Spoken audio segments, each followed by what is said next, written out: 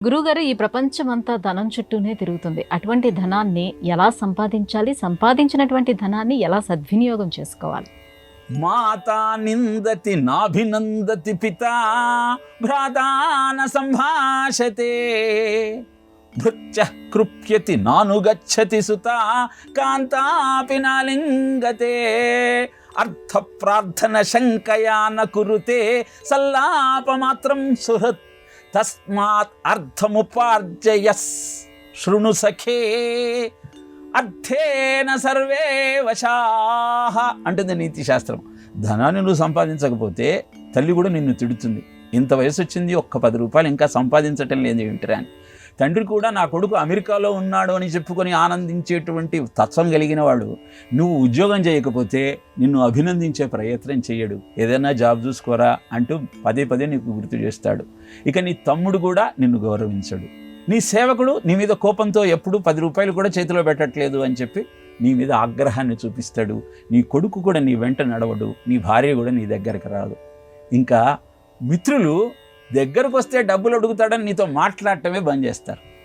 కనుక ధర్మ మార్గంలో అర్థాన్ని సంచరించేసే ప్రయత్నం చేయవయ్యా.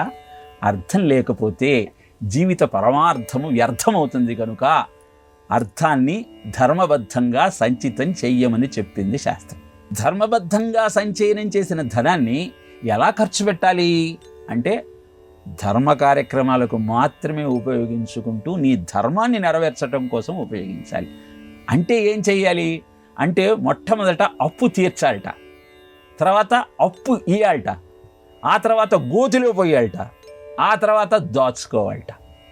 ఏమిటి అప్పు తీర్చుకోవటం ఏమిటి, అప్పు ఇవ్వటం ఏమిటి అంటే చిన్నతనం నుంచి నిన్ను కంటికి రెప్పలా కాపాడి నీకు విద్యాబుద్ధులు నేర్పించి నీ ఉన్నత స్థితికి కారణమైన తల్లిదండ్రుల కోసం ధనాన్ని వెచ్చించటం నువ్వు వాళ్ళ పట్ల నీ రుణాన్ని తీర్చుకోవటం. అందుకే అప్పు తీర్చుకోవటం అంటే పితృ రుణాన్ని తీర్చుకోవటం. వాళ్ళు ఉన్నప్పుడు వాళ్ళని కంటికి రెప్పలా కాపాడి వాళ్ళు దేహత్యాగం చేసిన తర్వాత వాళ్లకు శ్రాద్ధం పెడుతూ పితృకర్మలను ఆచరించటం కోసం ధర్మాన్ని వెచ్చించాలి. ఆ తర్వాత అప్పు ఇవ్వాలి. నువ్వు తండ్రిగా ఉన్నావు కనుక నీ పిల్లలకు నువ్వు సరి అయిన విద్యాబుద్ధులు చెప్పించి ఉన్నత స్థాయికి తీసుకొస్తేనే మా నాన్నగారు నా కోసం ఇంత కష్టపడ్డాడు అన్న ఉద్దేశంతో వాళ్ళు నిన్ను కంటికి రెప్పలా కాపాడతారు. మూడవది గోతిలో పోయాలి. గోతిలో పోయటం అంటే ఏమిటి అంటే నీ కోసం నువ్వు ఖర్చు చేసుకునే ధనం అంతా గోతిలో పోయటమే. నీ ఆనందం కోసం నీ సుఖం కోసం నువ్వు వెచ్చించే ధనం నీకు ఎప్పుడూ పనికిరాదు, అది వ్యర్థమే. అందుకే దాన్ని గోతిలో పోయటం అని చెప్తారు. ఇక దాచుకోవటము అంటే బ్యాంకులో పెట్టుకోవటం కాదు. నువ్వు ఈరోజు చేసిన దానమే, నువ్వు చేసిన ధర్మమే నీకు ఉత్తమోత్తమైన స్థితిని ఉన్నతమైన గతిని ఇస్తాయి. కనుక ధనాన్ని దాచుకోవటం అంటే ధర్మం చేయటం. అదాన దోషేణ భవే దరిద్ర దరిద్రదోషేణ కరోతి పాపం పాపాత్ అవశ్యం ప్రవశంతి నరకం పునర్దరిద్రం పునరోపి నరకం అని చెబుతుంది శాస్త్రం. ఏనాడు ఒక్క పైసా కూడా దానం చెయ్యకపోతే నీవు దరిద్రుడవై నరకంలోకి పోతావు. నరకంలో పోయిన కారణంగా మళ్ళీ దరిద్రుడిగానే పడతావు.